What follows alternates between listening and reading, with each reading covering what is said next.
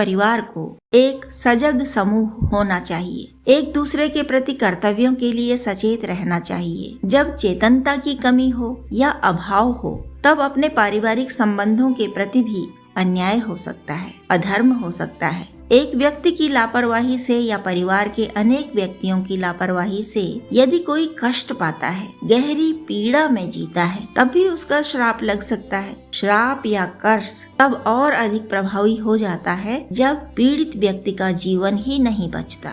अकाल मृत्यु को प्राप्त हुए व्यक्तियों के पीछे छूटे परिवार इसीलिए अधिक कष्ट पाते हैं। प्रायः पीड़ा में, कष्ट में ही दिखाई देते हैं ऐसे परिवारीजन, ऐसे घर के लोग जिस घर से कोई अकाल मृत्यु का ग्रास बना हो। वह श्राप प्रभावी होता है, भले ही उस दुखी व्यक्ति ने कभी अपने मुंह से श्राप न दिया हो। उसके दुखी मन ने, पीड़ित आत्मा ने अनजाने ही कुछ सोचा हो, कहा हो।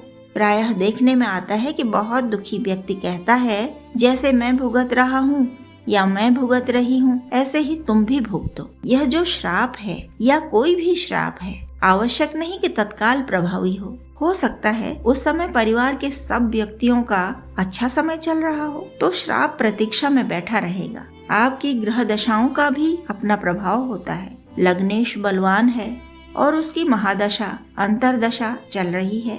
भाग्येश बलवान है और उसका समय चल रहा है, तो जातक को सुरक्षा मिल जाएगी। एक साथ सभी का समय भी अच्छा हो सकता है। भविष्य में जब जब जिस की ग्रह दशाएं बलहीन होंगी तो श्राप के परिणाम से दुख आएंगे।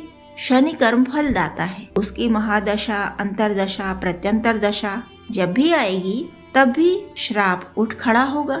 इन सब बातों में यह विशेष ध्यान देने की बात है कि श्राप किसने दिया, वह व्यक्ति स्वयं कैसा है, कैसा था, कितना सत्य पर चलने वाला है या था, परिवार का स्वयं कितना ध्यान रखता है, कितना ध्यान रखता था। ऐसा तो नहीं कि गालियां बकते रहने की आदत हो उसे। अकारण गालियां देने वाले लाख छाती पीटें, लाख श्राप दें, किसी का कुछ नहीं बिगड़ेगा।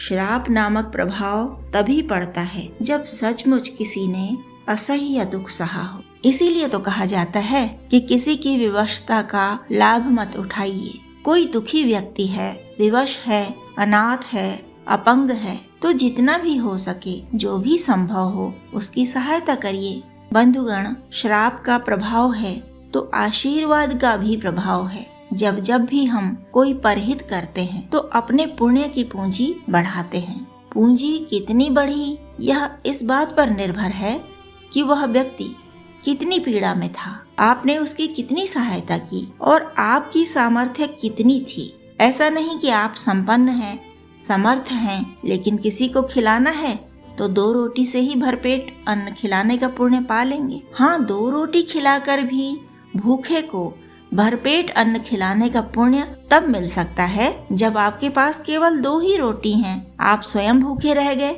लेकिन किसी असमर्थ की, अपंग की, दीन दुखी की 2 रोटी देकर सहायता की है आपने। माना कोई भरे पेट वाला व्यक्ति, समृद्ध व्यक्ति, समर्थ व्यक्ति आपके पास आता है, आप उसे लाख महंगा भोजन करा लें, वह पुण्य की श्रेणी में नहीं आने वाला। नहीं भरे पेट वाले की आत्मा आपको कोई आशीर्वचन कहने वाली है। यदि किसी परिवार ने अतीत में मूर्खतावश, भ्रमवश, अज्ञानतावश किसी का श्राप लिया है तो उस परिवार को क्षमा याचना करनी चाहिए। परिवार का हर व्यक्ति सच्चे मन से, आत्मा से क्षमा मांगे, क्षमता भर दान पुण्य करे, मृतक के नाम पर श्राद्ध करे, तर्पण करे, अमावस्या या पूर्णिमा का या दोनों ही का नियम उठा ले, शंकर भगवान का पूजन करे, उनसे भी क्षमा मांगे।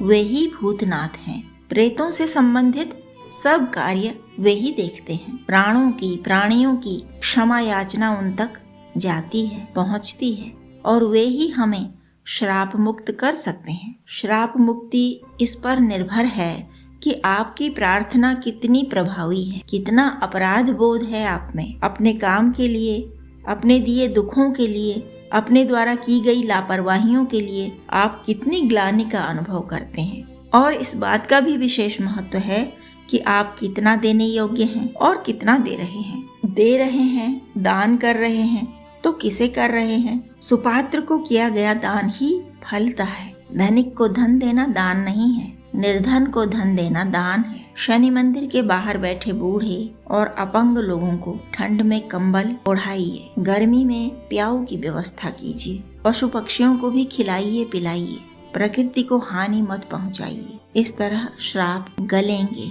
पिघलेंगे और धीरे धीरे समाप्त होते जाएंगे।